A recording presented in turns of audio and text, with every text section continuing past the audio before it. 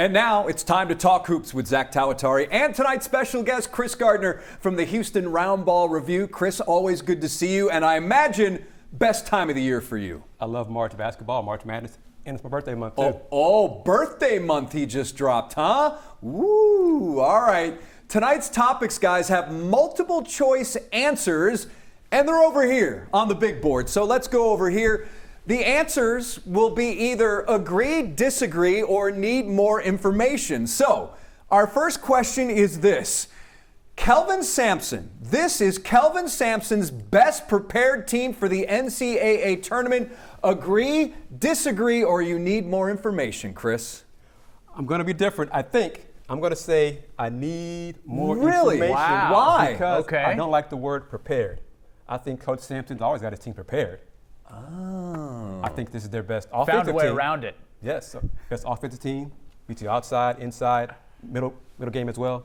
So that's why a little different today. You're right. I would agree. The preparation is always the same, but I would also say that I'm going to say agree, and not because of his teams are unprepared, but this appears to be the healthiest team, relatively speaking, that he's had going into March. Am I wrong? Knock on wood, yes.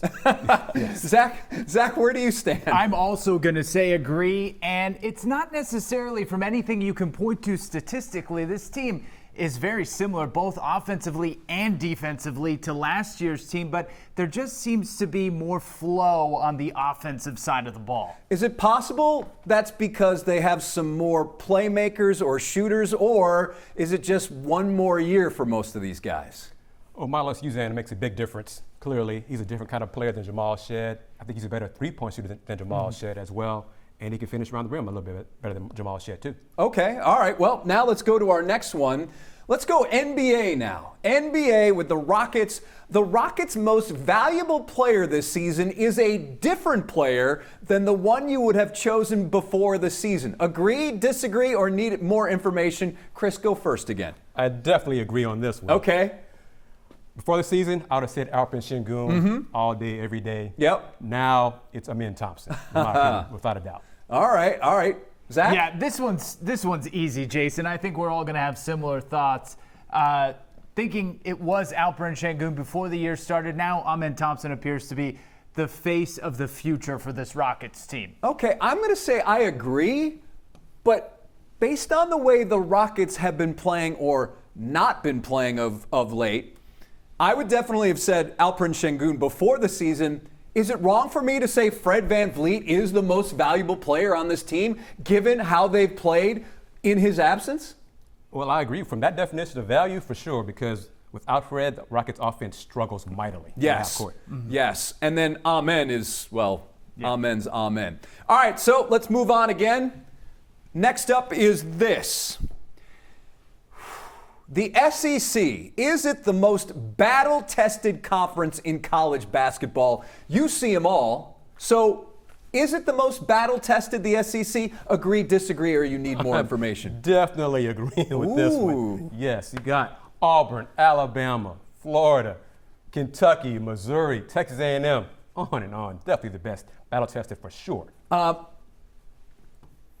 going to say disagree. Ooh. I look at what the Big 12 has done, and I may be wrong on this, but I thought I saw a stat that the Big 12, every team in the conference has beaten a ranked club. That might be, well, you could be right. I don't know about that, but I'm going to say SEC, they're deeper. I mean, you have the best team for sure. Would you agree on that? Auburn is the best team? Yeah. Okay. And I'm then- still going to say That's fair. I'm going to say that I'm going to say top to bottom. I think that the Big 12 is a little stronger, but For me, it is sadly the SEC. We already have to hear this all the time during football season. Now we got to hear it during basketball season too. I mean, come on. But no, when you look at the strength of schedule for the teams like an Auburn or an Alabama, these are among the highest rated strength of schedule in the nation. all right. I love this one. Up next is this. Aside from Houston, Arizona is the other Big 12 team I would not want to face in the NCAA tournament. Making a stroll this time. I'm going to disagree. All righty. And which team is it? I got two Okay. for Arizona. Iowa State and Texas Tech. I love Iowa State. They kind of mirror Houston's defense. Yep. I love this Milan Momcilovic. Yep. Curtis Jones, Keyshawn Gilbert, Taman Lipsey, Joshua Jefferson. I love that team. I disagree as well. I love Iowa State.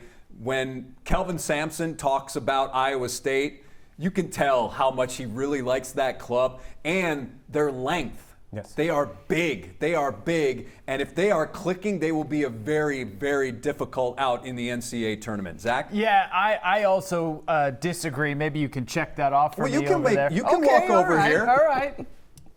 Yes, I also disagree, and I don't want any piece of Iowa State or Texas Tech when it comes to that time of the year. It's always the teams you have history with that seem to give you the most problems. And now, moving on. NBA, the Lakers will end the season with the number 2 seed in the Western Conference. Zach, how about you start us off? I'm going to have to disagree with this one. I know that they have been on a 5-game win streak, playing They've been pretty on a tear. well, but health is going to become an issue, and this whole Luka thing, I don't know. I don't get it. Oh, wow. I'm going to agree. I'm hedging, but I'm going to agree. I think it's going to become either Lakers or Denver for that 2 seed. Okay. So they play each other twice the rest of the season. So the winner of those 2 games, it might come down to the last game of the season for both of them to decide the 2 seed in the West. I thought the Lakers and Luka were going to be very entertaining. Not just entertaining, but also very good.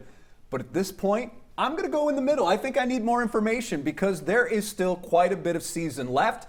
And hopefully there's no injuries and we've got to see what's happening around them. But what the Lakers have done with Luka, it's been entertaining, but it's also been productive. Are you surprised the way Luka has fit in and this run that the Lakers have been on? He hasn't even shot the ball well yet, and they're still winning. So that is a concern for other teams in the West. Yeah, that is a good point. Moving on now, let's do women's basketball. The Texas Longhorns should have the 4th best odds. They're currently 5-1 behind South Carolina, UConn, and UCLA of winning the NCAA women's tournament.